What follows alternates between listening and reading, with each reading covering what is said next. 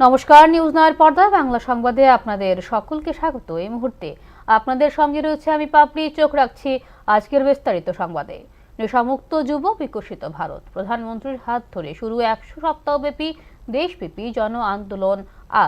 আর এই আন্দোলনের মাই ভারত ত্রিপুরার উদ্যোগে আগরতলা ত্রিপুরা সেন্ট্রাল ইউনিভার্সিটিতে হয় এই মূল অনুষ্ঠানটি। উপস্থিত ছিলেন রাজ্যের রাজ্যপাল ইন্দ্র সেনা রেড্ডি নাল্লু।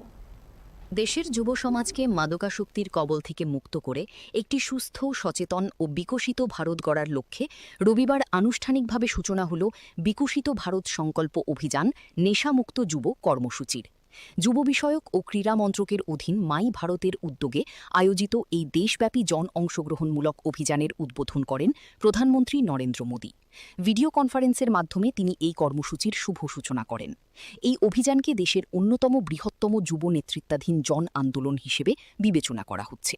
এতে দেশের 125টিরও বেশি আধ্যাত্মিক সংগঠন, মাই ভারত স্বেচ্ছাসেবক, এনএসএস ভলান্টিয়ার, যুব ক্লাব, বিভিন্ন শিক্ষা প্রতিষ্ঠান, স্বেচ্ছাসেবী সংস্থা, এনজিও, শিল্প সংস্থার যুব শাখাসহ অসংখ্য অংশীদার একযোগে অংশগ্রহণ করেন।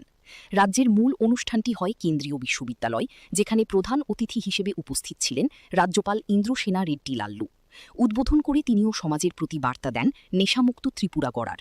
বক্তব্য রাখার সময় বলেন, ত্রিপুরার যেহেতু 3 দিকে প্রতিবেশী রাষ্ট্র দিয়ে ঘেরা, তাই কোনো কারণবশত সেই রাষ্ট্র দেশের যুব সমাজকে ধ্বংস করার জন্য নেশার আশ্রয় নিলে সেই পরিকল্পনাকে বানচাল করার জন্য উদ্যোগী হতে সবাইকে আহ্বান জানান। তিনি উদাহরণ দিয়ে ছাত্র সমাজকে বলেন, আগে যেরকম কোনো রাজ্যকে ধ্বংস করতে সেই রাজ্যের যুবরাজ এবং সমাজকে বিভিন্ন পদ্ধতিতে মারা হতো, সেভাবে ভারতবর্ষের উন্নয়ন গাথায় ঈর্ষান্বিত হয়ে বিভিন্ন প্রতিবেশী দেশ নেশার মাধ্যমে যুব সমাজকে ধ্বংস করার চেষ্টা করতে পারে। আর সেই পরিকল্পনা বানচাল করতে যুব সমাজকে এগিয়ে আসতে হবে। देखे हैं कैसे अपना बाजू शत्रु देश कैसे ये करे हैं, तो अपन सशक्त रहना है। ये ड्रग्स बॉर्डर स्टेट रहने से इधर बाहर से ज़्यादा ड्रग्स इधर लाके इधर अपने यूथ को हेल्थ सोसाइटी को खराब करने के लिए देख रहा है, तो अपन उससे सशक्त रहना है। উদ্বোধনী অনুষ্ঠানে দেশজুড়ে 25,000-এরও বেশি স্থানের সঙ্গে সংযোগ স্থাপন করা হয়। 1 কোটিরও বেশি তরুণ তরুণী একসঙ্গে মাদকমুক্ত ভারতের শপথ গ্রহণ করে সমাজ থেকে মাদকের অভিশাপ দূর করার অঙ্গীকার পুনর্ব্যক্ত করেন। এ সময় প্রধানমন্ত্রী নির্বাচিত অংশগ্রহণকারীদের সঙ্গে মতবিনিময় করেন এবং যুব সমাজকে মাদক বিরোধী আন্দোলনের নেতৃত্ব দেওয়ার আহ্বান জানান। এই কর্মসূচির মাধ্যমে শুরু হল 100 সপ্তাহব্যাপী একটি ধারাবাহিক জন আন্দোলন। আগামী দিনগুলোতে দেশজুড়ে ক্রীড়া প্রতিযোগিতা, সচেতনতামূলক প্রচার, পদযাত্রা, সাংস্কৃতিক অনুষ্ঠান, ধ্যান ও যোগাভ্যাস, আলোচনা সভা, পথনাটক, বিভিন্ন প্রতিযোগিতা এবং স্বেচ্ছাসেবক নেতৃত্বাধীন প্রচারাভিযানের মতো নানা কর্মসূচির মাধ্যমে মাদক বিরোধী বার্তা সাধারণ মানুষের কাছে পৌঁছে দেওয়া হবে। ব্যুরো রিপোর্ট, নিউজ নাও। সনাতন ধর্মকে রক্ষা করতে বিভিন্ন কাজ করে যাচ্ছে সনাতন হিন্দু সেনা। রবিবার সনাতন হিন্দু সেনার 2য় বর্ষপূর্তি অনুষ্ঠিত হয় রাজধানীর লাগোয়া কাঁঠালতলী এলাকায়। এদিন সকাল থেকে বিভিন্ন অনুষ্ঠানের মাধ্যমে প্রতিষ্ঠা দিবস পালন করা হয়। সকাল থেকে শান্তি মহাযজ্ঞ, দুস্থ ও শারীরিকভাবে অসুস্থ মানুষদের জন্য বিভিন্ন প্রয়োজনীয় সামগ্রী বিতরণ, হরিনাম সংকীর্তন সহ বিভিন্ন অনুষ্ঠানের আয়োজন করা হয়। মূলত সনাতন ধর্মের বিভিন্ন নিয়ম মেনে এদিন এসব অনুষ্ঠানের আয়োজন করা হয় বলে জানান উদ্যোক্তারা। উপস্থিত ছিলেন বিধানসভার অধ্যক্ষ রামপদ জামাতিয়া সহ বিশিষ্টজনেরা। অনুষ্ঠানকে ঘিরে এলাকায় সনাতনীদের ভিড় ছিল লক্ষণীয়।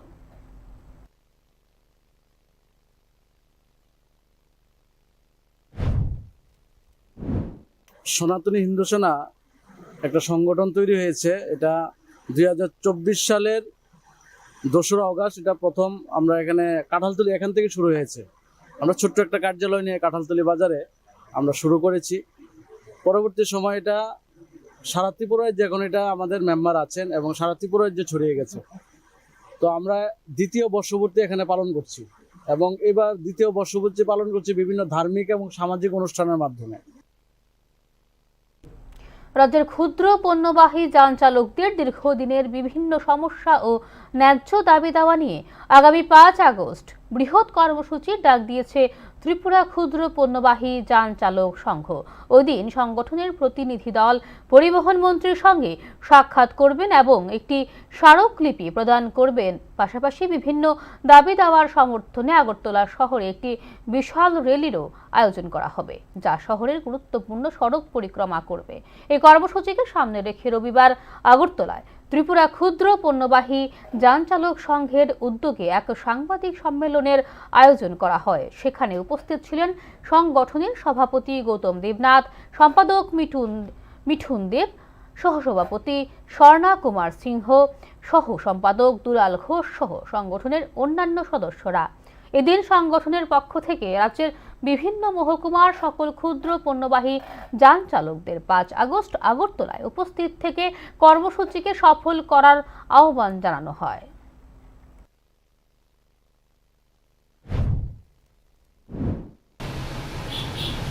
একটি র্যালি বের করব আজকে 5 তারিখ, 5ই আগস্ট আমরা একটা র্যালি বের করব। টাউন হল থেকে র্যালিটা বেরোবে সুশৃঙ্খলভাবে, নর্থ গেট হয়ে আমরা মহাকরণে সুশৃঙ্খলভাবে যাব এবং আমরা পরিবহন মন্ত্রী স্যারের কাছে আমরা একটা বিশ্রামগঞ্জ থানা থেকে কয়েক হাত দূরত্বের মধ্যে রয়েছে অটো চালক রাকেশ আচার্যের বাড়ি। তার বাড়ির বারান্দা থেকে TR07A2101 নম্বরের একটি অটো রিকশা চুরি করে নিয়ে যায় চোরের দল। ঘটনা রবিবার ভোর রাতে। অত্যন্ত গরিব অটোচালক রাকেশ আচার্য। গাড়িটি তার নিজের নয়। গাড়িটি সে বিশ্রামগঞ্জ বড়জলা এলাকার ইন্দ্রজিৎ সরকার থেকে প্রতি মাসে 7,000 টাকার বিনিময়ে ভাড়া নিয়ে তারপর সেই গাড়ির রোজগার দিয়ে তার অসুস্থ মাকে দেখাশোনা করত। তার মা পুষ্পরানী আচার্য বিছানায়। কিছুদিন আগে দুর্ঘটনায় হাত পা ভেঙে বিছানায় শয্যাশায়ী তিনি। বিশ্রামগঞ্জ অটো সংগঠন সম্পাদক এবং সভাপতি নিতাই পাল এবং মোহাম্মদ শাহ আলম তার বাড়িতে ছুটে এসে তার পাশে দাঁড়িয়েছেন। অটোটি চুরি হওয়ার পর রাকেশের মাথায় যেন আকাশ ভেঙে পড়ার উপক্রম। গাড়িটির নাম্বার ছিল TR07A2101 CNG।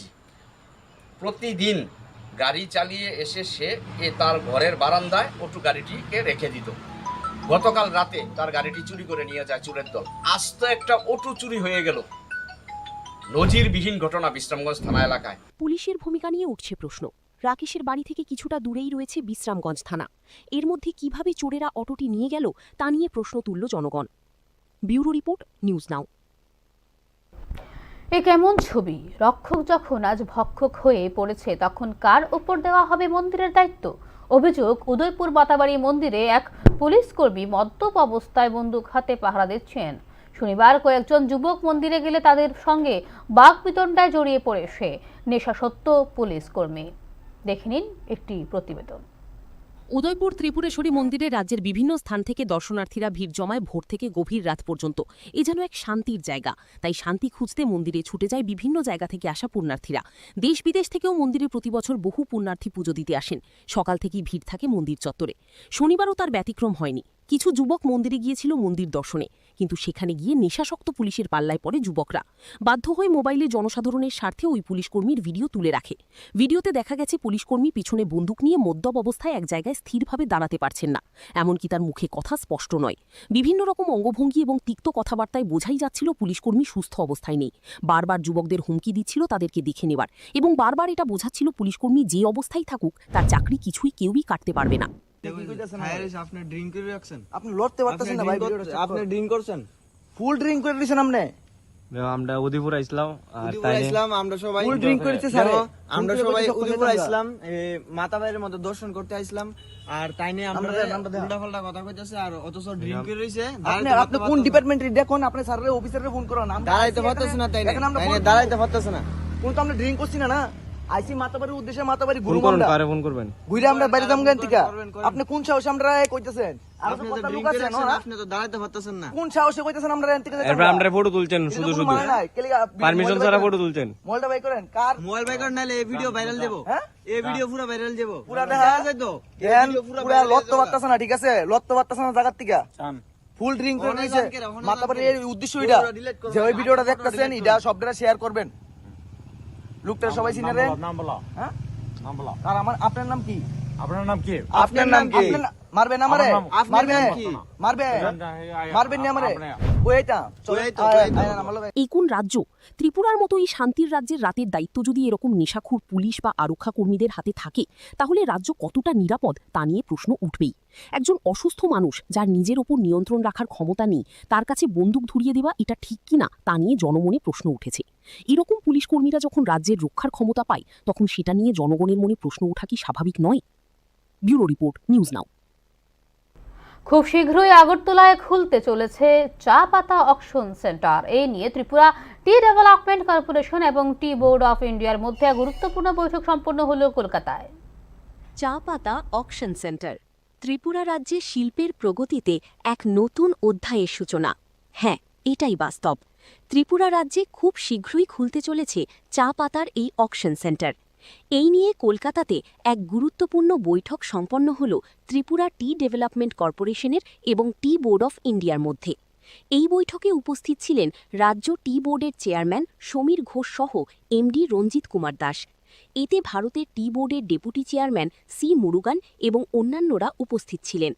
বৈঠকের মধ্যে দীর্ঘ আলোচনার পর সিদ্ধান্ত হয় ত্রিপুরাতে খোলা হবে চা পাতার এই অকশন সেন্টার। এই অকশন সেন্টার খোলার পর রাজ্যের চা পাতার গুণমান যে গোটা ভারতবর্ষের মাঝখানে খুব সহজেই দ্রুত পৌঁছে যাবে তার বলার অপেক্ষা রাখে না। ত্রিপুরা টি ডেভেলপমেন্ট কর্পোরেশনের চেয়ারম্যান সমীর ঘোষ এই কৃতিত্বের জন্য ধন্যবাদ জ্ঞাপন করেছেন রাজ্যের চা শ্রমিকদের। একই সঙ্গে এই শিল্পের সঙ্গে যাদের শ্রম জড়িয়ে রয়েছে তাদের প্রত্যেকের প্রতি তিনি কৃতজ্ঞতা বোধ স্বীকার করেছেন, কেননা তাদের অক্লান্ত পরিশ্রমের ফসলের কারণেই এই সুযোগটা পেতে চলেছে Tripura tea development corporation. Bureau report, news now. বাড়ি ছেড়ে ছেলে, স্বামী, দেওর সবাইকে রেখে ছোট্ট মেয়েকে সাথে নিয়ে নিখোঁজ এক গৃহবধূ। ঘটনা বিশ্রামগঞ্জ থানার রংমালা চন্দ্রমোহন চৌধুরীপাড়া এলাকায়। শনিবার রাতে বাড়ি থেকে নিখোঁজ গৃহবধূ রিঙ্কু দেবনাথ, সঙ্গে নিখোঁজ ৩ বছরের তার শিশু কন্যা অর্পিতা দেবনাথ। রাতেই বিশ্রামগঞ্জ থানায় একটি নিখোঁজ ডায়েরি করে গৃহবধূর স্বামী অমল দেবনাথ জানান, 15 বছরের বিবাহিত জীবনের তাদের একটি ছেলে ও মেয়ে সন্তান রয়েছে। ছেলেটিকে রেখে রিঙ্কু দেবনাথ তার 3 বছরের মেয়েকে নিয়ে নিখোঁজ হয়ে যায়। রবিবার দিনও ফিরে না আসায় কাঁদতে কাঁদতে স্বামী ও দেওর গিয়ে হাজির হয় বিশ্রামগঞ্জ থানায়। তাদের আকুতি যেভাবেই হোক গৃহবধূ রিঙ্কু দেবনাথ ও ছোট্ট শিশু অর্পিতা দেবনাথকে যেন খুঁজে পেতে সবাই সাহায্য করে।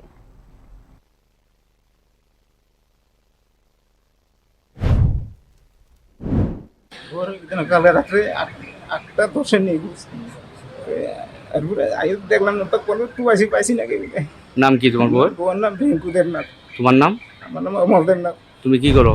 আমি রাজমিস্ত্রি করি, বাগান গিয়ে জায়গা ঢাকারাতে রাত্রে নিখোঁজ নিখোঁজ হয়ে জায়গা কই যে যাও নাম্বার কইতে পারি না। তোমরা দুনো ভাই থানাতে আইছো? আমরা দুনো ভাই থানাতে আইছি। কান্তাছো করে বদির লিগা?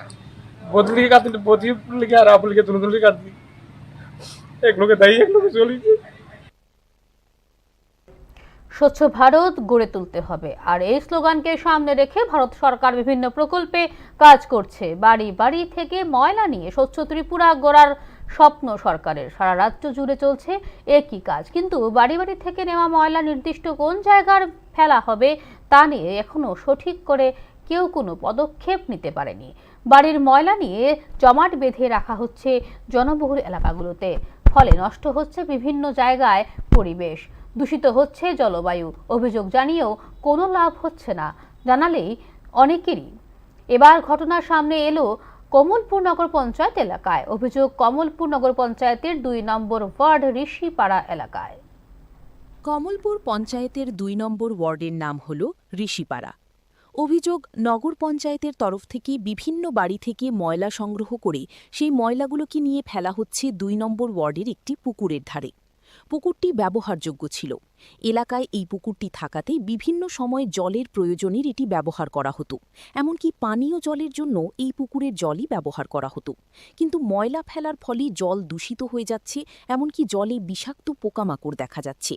এ নিয়ে নগর পঞ্চায়েতে অভিযোগ জানালে তার প্রতিকার হওয়া দূরে থাক, বরং যারা অভিযোগ করছে তাদের বিরুদ্ধে মামলার হুমকি দেওয়া হচ্ছে, জানালেন ঋষিপাড়া এলাকার বাসিন্দারা। পরিকল্পনা নিছে দেশটা স্বচ্ছ রাখার লিগা।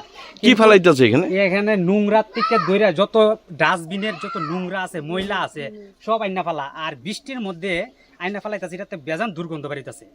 আমরা এর দূরেই কইছি ড্রাইভার ডে, আমরা কারো মালিকেরও কোনো প্রতিবাদ করছি না, শুধু নগর পঞ্চায়েত ড্রাইভার ডে কইছি দাদা বড় বাবুরে, নগর পঞ্চায়েত বড় বাবুরে যাই কইবা আগে ডোজার দিয়ে এটা পরিষ্কার করতো, কইরা সেটা যদি ফালানো পরে ফালাইতো। কিন্তু এই কথার প্রতিবাদে এই প্রতিবাদ করতে যাইয়া আমরা দুইজনের নামে কেস হয়ে গেছে। পুকুর ভরাট করে নগর পঞ্চায়েতের এই ডাম্পিং স্টেশন বানানোর কর্মকাণ্ডে বিরক্ত কমলপুর ২ নম্বর ওয়ার্ডের বাসিন্দারা। কমলপুর নগর পঞ্চায়েতকে স্বচ্ছ ও সুন্দর রাখতে সাধারণ জনগণের পাশাপাশি নগর পঞ্চায়েতের কর্মকর্তাদের এগিয়ে আসার জন্য আহ্বান এলাকাবাসীর। সমস্যার সমাধানে নগর পঞ্চায়েত বিশেষ ব্যবস্থা নেবে, এটাই আশাবাদী কমলপুর ডিসিপাড়া এলাকার বাসিন্দারা। ব্যুরো রিপোর্ট, নিউজ নাও। এখনকার মতো সংবাদ এই পর্যন্ত। আমাদের পরবর্তী সংবাদ দেখতে চোখ রাখুন নিউজ নাওয়ের পর্দায়। নমস্কার।